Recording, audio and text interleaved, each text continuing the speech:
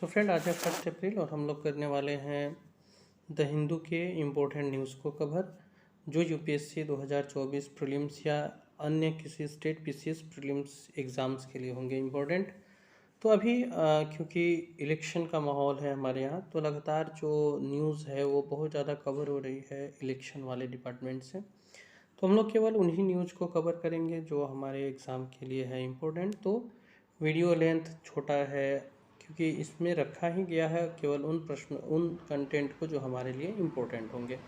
तो बाकी सब जो कुछ चल रहा है इलेक्शन से रिलेटेड उसको हम लोग एज इट इज़ रहने देते हैं। हम लोग केवल देखते हैं अपना जो इम्पोर्टेंट हो रहा है हमारे एग्ज़ाम की दृष्टि से। तो हम लोग स्टार्ट करते हैं इसे।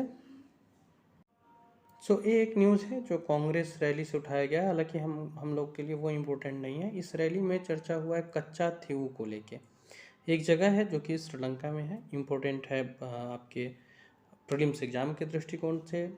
1974 में 1974 में भारत ने इस जगह को, एक आइलैंड है, इसको श्रीलंका को भारत ने दे दिया था। तो ये पूछ सकता है कि श्रीलंका, ये जो कच्चा थीवू है ये कहाँ है, या फिर इसको श्रीलंका को कब भारत ने दिया था। तो ये एक इशू है जो प्रीलिम्स के लिए मुझे इम्पोर्टेंट लगा। हाँ, इसी से मिलता जुलता एक और चीज़ है कि अभी जब ये नई सरकार का गठन हुआ था, इस समय भारत और बांग्लादेश के बीच भी भूमि का हस्तांतरण हुआ था। वो जो बाउंड्री सीमा पे जो कुछ जगह थे उन वहाँ पे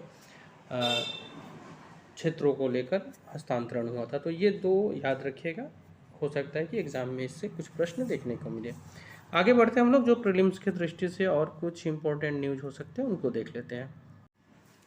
तो इसमें ये एक न्यूज़ दिख रहा है, एक रिकॉर्ड इस बार बना है कि 60 ट्रेडिशनल प्रोडक्ट्स को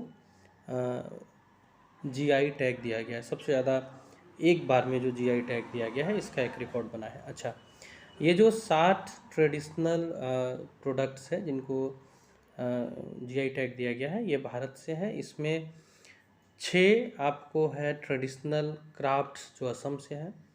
इसके अलावा कुछ अन्य क्राफ्ट्स भी है, इसके अलावा कुछ अन्य प्रोडक्ट्स भी है जो असम से हैं, उत्तर प्रदेश से है।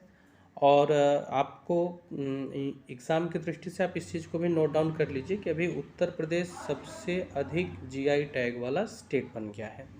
तो उत्तर प्रदेश के पास सबसे अधिक जीआई टैग है भारत में। तो भारत में सबसे अधिक जीआई टैग वाला स्टेट उत्तर प्रदेश है।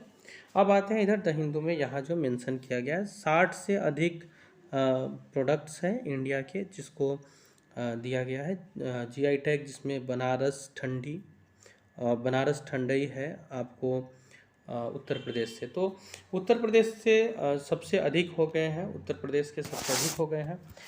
अब हम लोग यहाँ पे जो मेंशन किया हुआ है, एक बार असम के कुछ प्रोडक्ट को देख लेते हैं, फिर उत्तर प्रदेश के भी कुछ प्रोडक्ट्स को मैं जल्दी जल्दी मेंशन कर दूंगा। तो यहाँ पे जैसे उत्तर प्रदेश से देखा जाए तो बनारस ठंडई है, बनारस तबला है, बनारस शहनाई है, बनारस लाल मिर्च है, चिराई गांव करौंदा है, बनारस लाल पेड़ा है, बनारस एज म्यूरल पेंटिंग है। ठीक इसी तरह से 6 ट्रेडिशनल क्राफ्ट्स हैं जो असम से लिए गए हैं, तो वो नाम यहाँ पे मेंशन है। एक है आपको असरीकंडी टेराकोटा क्राफ्ट, फिर है पानी मेटेका क्राफ्ट, सरथे बड़ी मेटल क्राफ्ट, जापी है जो कि बम्बू से बनाया जाता है, बम्बू का होता है ये, मिसिंग हैंडलूम प्रोडक्ट्स है। देन बिहू आइडल ये है, बिहू ढोल ये है आपको जीआई टैग में लिया गया है।